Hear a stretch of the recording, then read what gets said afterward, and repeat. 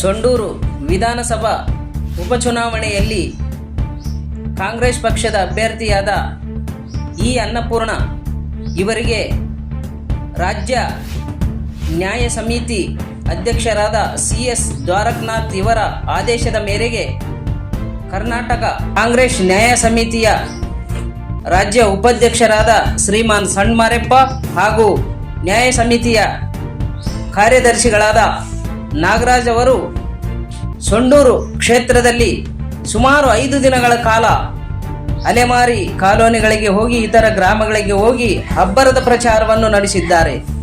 ಅನ್ನಪೂರ್ಣಮ್ಮ ಅಭ್ಯರ್ಥಿಯ ಪರವಾಗಿ ಅಬ್ಬರದ ಪ್ರಚಾರವನ್ನು ನಡೆಸಿದ್ದಾರೆ. ಅಲೆಮಾರಿಗಳ ಮತಗಳನ್ನು ಸೆಳೆಯಲು ಹೆಚ್ಚಿನ ಒತ್ತು ಕೊಟ್ಟು ಅನ್ನಪೂರ್ಣಮ್ಮ ಅಭ್ಯರ್ಥಿಯ ಪರವಾಗಿ ಪ್ರಚಾರ ನಡೆಸುತ್ತಿದ್ದಾರೆ.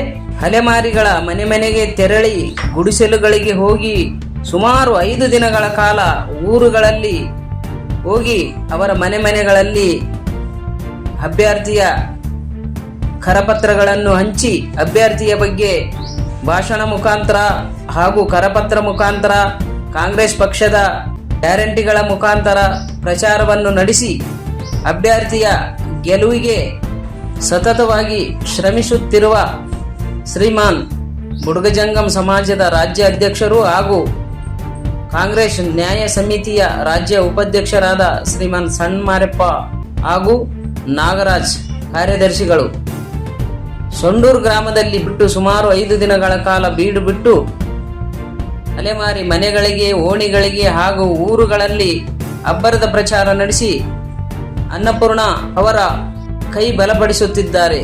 ಬನ್ನಿ ಅವರ ಅಬ್ಬರದ ಪ್ರಚಾರ ಹೇಗಿತ್ತು ಅನ್ನೋದು ನೀವು ಕೂಡಿ ನೋಡೋಣ.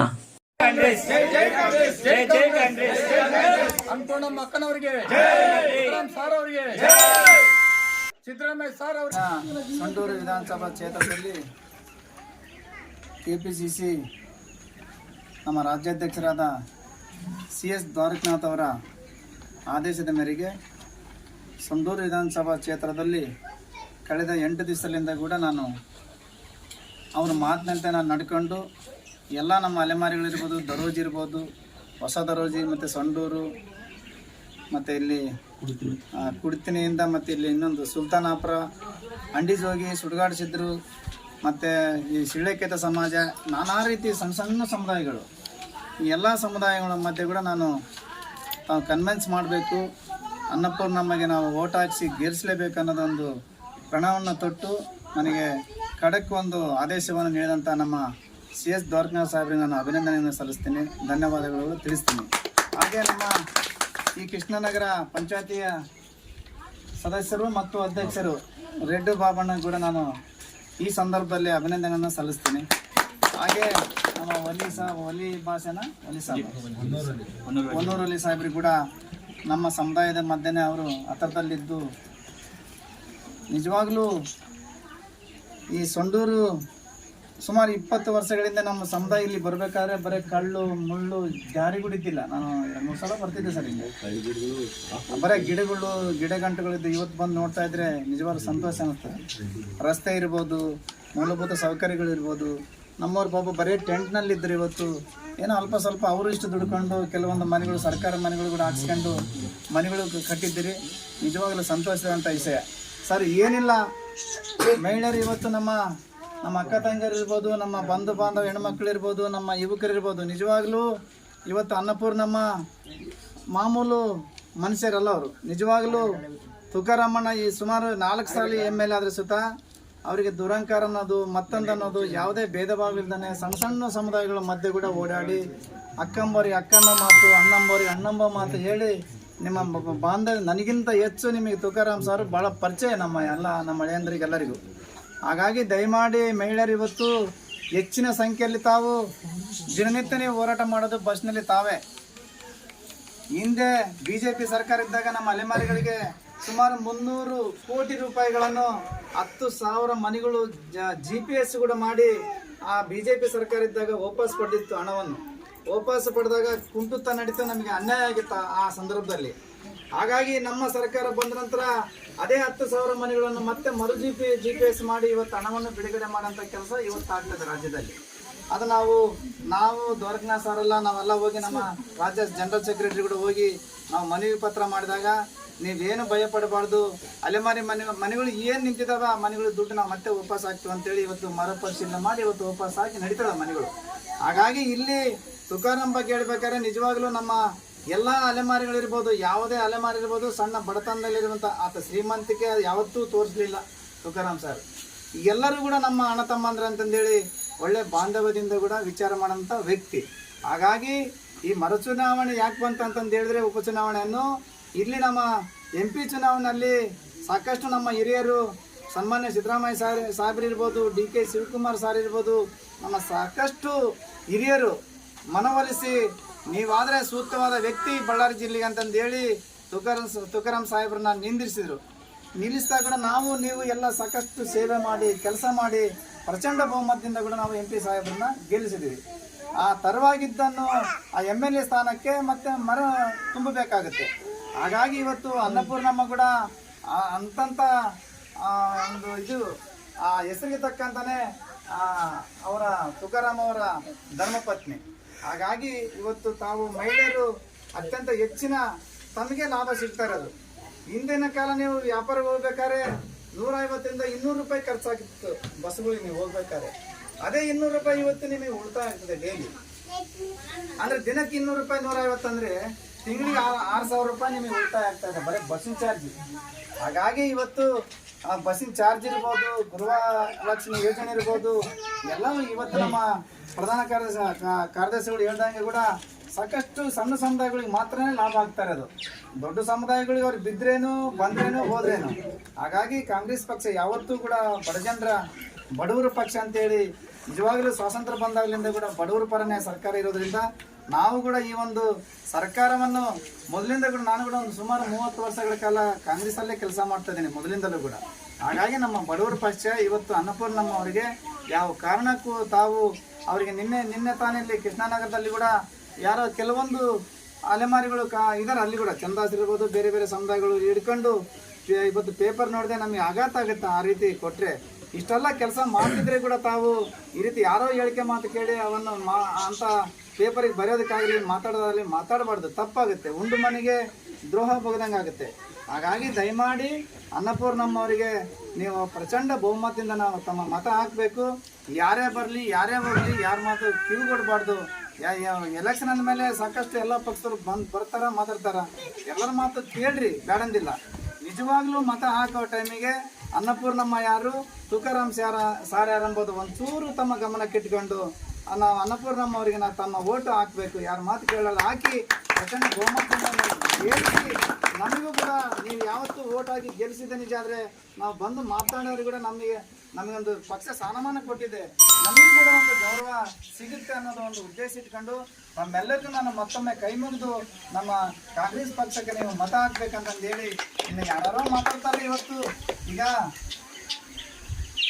14 ವರ್ಷ ಕೂಡ ವನವಾಸ ಹೋಗಿ ಇವತ್ತು ಬಂದು ನಾನು ಮತ್ತೆ ಪಕ್ಷಕ್ಕೆ ಸೇರಿ ನಾನು ಗೆಲ್ಲಿಸ್ತೀನಿ ಅಂತ ಹೇಳ್ತಾರೆ ಹಿರಿಯರು, ಒಬ್ಬ ಪಕ್ಷದವರು. ಆದರೆ ಅವ್ರು ಹಿಂಸೆ ಮಾಡಿದ್ದು ತಮ್ಮೆಲ್ಲರಿಗೂ ಗೊತ್ತಿದ್ದ ವಿಷಯ. ಅಂಥದ್ದು ಅವೆಲ್ಲ ಗಮನಕ್ಕೆ ಇಟ್ಕೋಬೇಕು. ಇವೆಲ್ಲ ಸುಳ್ಳು ಭರವಸೆಗಳು. ಅದೇ ಕುರ್ತಿನಿಯಲ್ಲಿ ಒಂದು ಮಗು ಸತ್ತಿದೆ ಸರ್, ನಮ್ಮ ಮಗು. ಕಾಂಗ್ರೆಸ್ ಪಕ್ಷದ ಪರವಾಗಿ ಈ ಸಂಡೂರು ವಿಧಾನಸಭಾ ಚುನಾವಣೆಗೆ ನಮ್ಮ ಯಾರು ಅನ್ನಪೂರ್ಣ ತುಕಾರಾಮು ಆ ಅಮ್ಮನ ಪರವಾಗಿ ಕ್ಯಾನ್ವಸ್ಗೆ ನಾವು ಮತ್ತು ನಿಮ್ಮ ಸಮುದಾಯದ ರಾಜ್ಯಾಧ್ಯಕ್ಷರಾದಂಥ ಸನ್ಮಾನಪ್ಪ ಸರ್, ನಮ್ಮ KPCC ಸಾಮಾಜಿಕ ನ್ಯಾಯ ಸಮಿತಿಯ ಉಪಾಧ್ಯಕ್ಷರು ನಮ್ಮೊಟ್ಟಿಗೆ ಅವರು ಕೆಲಸ ಮಾಡ್ತಾರೆ ಕಾಂಗ್ರೆಸ್ ಪಕ್ಷದಲ್ಲಿ. ಕಾಂಗ್ರೆಸ್ ಇವತ್ತು ಏನಕ್ಕೆ ಬೇಕು ಅಂದರೆ ಈ ನಾವೇನು 5 ಗ್ಯಾರಂಟಿಗಳನ್ನ ಕೊಟ್ಟಿದ್ದೀವಿ, ಇದು ಸಮಾಜದ ಎಲ್ಲ ಬಡವರಿಗೂ ಸಿಗಬೇಕು ಅನ್ನೋ ಆಶಯದಿಂದ ನಾವು ಮಾಡಿದ್ದೀವಿ. ಆ 5 ಗ್ಯಾರಂಟಿನ ನೀವು ಒಬ್ಬರೇ ತಗೊಂತಾ ಇಲ್ಲ, ಶ್ರೀಮಂತರು ಬಡವರು ಎಲ್ಲರೂ ಕೂಡ ಕೊಟ್ಬಿಡ್ತಾ ಇದ್ದಾರೆ.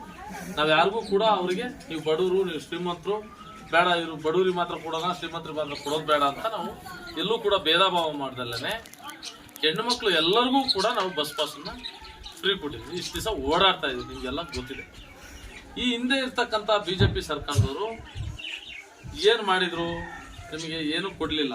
ಈ ಚುನಾವಣೆ ಬರೋದಕ್ಕಿಂತ ಮುಂಚೆ ನಾವೇನ್ ಮಾಡಿದ್ವಿ, ಕಾಂಗ್ರೆಸ್ನವರು ಬಡವ್ರ ಬಗ್ಗೆ ಸ್ವಲ್ಪ ಅನುಕೂಲ ಆಗ್ಲಿ, ಬಡವ್ರ ಬಗ್ಗೆ ಅನ್ನೋದಕ್ಕಿಂತ ಹೆಚ್ಚಿನದಾಗಿ ಸಮಾಜದ ಕಟ್ಟ ಕಡೆ ವ್ಯಕ್ತಿಗಳು, ನಿರ್ಗತಿಕರು, ನಮ್ಮ ಅಲೆಮಾರಿಗಳು ಮತ್ತೆ ಆದಿವಾಸಿ, ನಿಮಗೆ ಅದು 5 ಪಂಚ ಗ್ಯಾರಂಟಿ ತಲುಪ್ತದವ ಇಲ್ವೋ?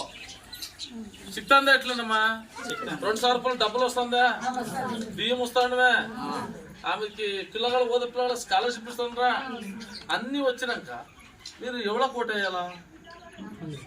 కాంగ్రెస్ కోటేయాలా లేదో? అట్లుంది. మేము వచ్చిండేది KPCC కాంగ్రెస్ లా సామాజిక న్యాయ సమితి అంట. ఆ సమితిలో అలమారి ಮತ್ತು ఆదివాసీల్ని సంఘటన చేసి ఉండి పక్ష సంఘటనకి మేమంతా, నేను మారప్ప సారు, మేమంతా ఒక వింగ్ చేసుకుని ఇడీ రాజ్యాద్యంత ಕೆಲಸ చేస్తాం పక్షంలో.